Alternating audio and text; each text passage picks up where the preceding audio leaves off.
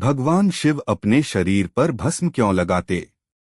एक बार देवी पार्वती ने भगवान शिव से पूछा, आपका दिव्य शरीर हमेशा राख से क्यों ढका रहता है? भगवान शिव ने दयालुता से मुस्कुराते हुए कहा, मैं तुम्हें एक कहानी सुनाता हूँ। बहुत समय पहले एक ब्राह्मण रहता था जो महान ऋषि भृगु का वंशज था। यह ब्राह्मण ध्यान में बहुत लीन था। चाहे मौसम कितना भी कठोर क्यों न हो, गर्मी की तपती धूप, सर्दी की कड़ाके की ठंड या मानसून की भारी बारिश, कुछ भी उसका ध्यान भंग नहीं कर सका। वह शांत और स्थिर रहा, पूरी तरह से अपने ध्यान में डूबा रहा। जब उसे भूख लगी तो उसने भोजन की तलाश नहीं की। इसके बजाय हिरण, शेर, भालू और सियार जैसे जंगली जानवरों ने उसकी मदद की। अजीब बात यह है कि ये जंगली जानवर उससे नहीं डरते थे। वे उसके लिए फल लाते थे, जिन्हें खाकर उसने अपनी भूख मिटाई। परनाड़ा बनना। जैसे जैसे साल बीतते गए, ब्राह्मण ने अपनी तपस्या को और आगे बढ़ाया। उसने फल खाना छोड़ दिया और केवल पत्ते खाकर जीवन यापन करने लगा। इस वजह से लोग उसे परनाड़ा कहने लगे, जिसका मतलब है पत्ते खाने वाला, क्योंकि परना का मतलब पत्ता होता है। कई वर्ष बीत गए और परनाद ने अपना गहन ध्यान जारी रखा, केवल पत्तों पर जीवन व्यतीत किया। एक दिन घास काटते समय परनाड़ा की मध्यमा अंगुली कट गई। लेकिन कुछ असामान्य हुआ। खून की जगह पौधों में पाए जाने वाले तरल पदार्थ जैसा रस जैसा तरल उसके घाव से बह निकला। पहले तो परनाड़ा हैरान रह गए।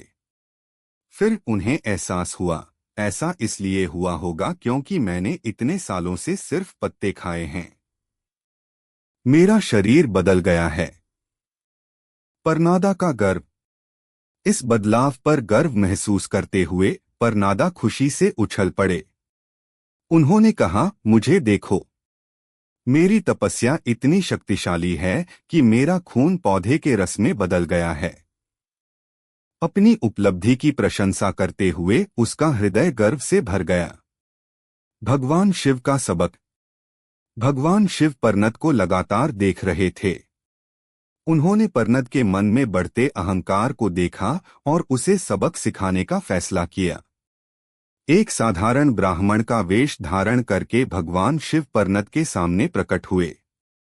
ब्राह्मण भेष बदले हुए भगवान शिव ने पूछा, आप इतने खुश क्यों हैं? मेरी उंगली तो देखो, परनाद ने गर्व से कहा।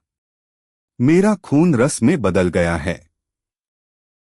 इससे पता चलता है कि मेरी तपस्या कितनी महान है। यह सुनकर भगवान शिव ने कहा, इस तरह का अभिमान सभी तपस्याओं के फल को नष्ट कर देता है। तुम्हें किस बात का इतना अभिमान है? तुम्हारा खून तो सिर्फ रस बन गया है, जैसे पौधे। लेकिन क्या तुम जानते हो कि जब पौधों को जला दिया जाता है तो उनका क्या होता है?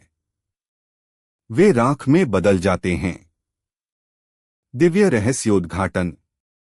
परनाद को सच्चाई दिखाने के लिए भगवान शिव ने एक चाकू लिया और अपनी मध्यमा उंगली काट ली। लेकिन इस बार न तो खून निकला और न ही रस। इसके बजाय उनके घाव से केवल राख निकली। परनाद को आश्चर्य हुआ। उसे एहसास हुआ कि भगवान शिव की तपस्या उससे कहीं अधिक महान थी। उसका अभिमान क्षण भर में गायब हो गया। उन्होंने ब्राह्मण को प्रणाम किया और पूछा, हे महानुभाव, आप कौन हैं? उस समय भगवान शिव ने अपना असली दिव्य रूप प्रकट किया। उनकी चमक और महिमा ने परनाद को विस्मय और सम्मान से भर दिया। उसे एहसास हुआ कि तपस्या के मार्ग में अभिमान का कोई स्थान नहीं है। उस दिन से भगवान शिव का शरीर हमेशा राख से लिपटा रहता है। राख इस बात की याद दिलाती है कि भक्ति के मार्ग में अहंकार का कोई स्थान नहीं है और सच्ची तपस्या परम शुद्धता और वैराग्य की ओर ले जाती है। यह कहानी हमें याद दिलाती है कि सच्ची तपस्या के लिए विनम्रता की आवश्यकता होती है, अभिमान की नहीं। भगवान शिव की राख पवित्रता, वैराग्य और अहंकार पर अंतिम विजय का प्रतीक है।